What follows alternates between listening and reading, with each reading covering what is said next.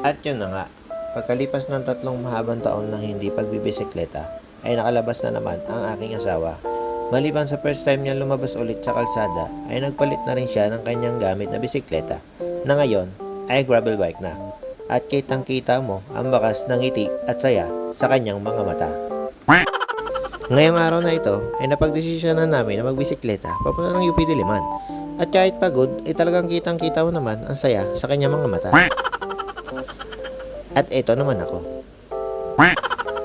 At sa tuwing itututok ko ang camera sa kanya ay siguradong ngingiti siya. Parang ganito. Dahil malawak ang lupain ng buong UP Diliman ay nag-ikot-ikot lamang kami dito. At kahit ito ay isang kilalang paaralan ay makakita ka pa rin ng magandang mga tanawin, mga nagja-jogging at merong taho. At dahil hindi pa kami nag-aalmusal at malayo-layo pa ang aming pinadyak ay nagpahinga muna kami sa isang tabi. Pagkatapos inumin ng taho at makapagpahinga ay nagpatuloy na kami sa aming pagpadyak. Umikot po na kami ng 2 ulit sa UP Academic Oval at pagkatapos ay nagdesisyon na kami na umuwi para hindi kami abutan ng init ng araw.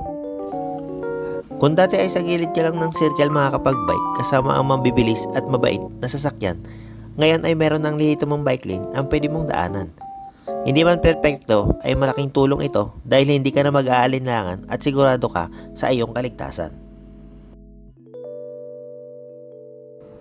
At dahil malapit na kami sa aming uuwian, ay dito ko na puputulin at tatapusin ang video na ito.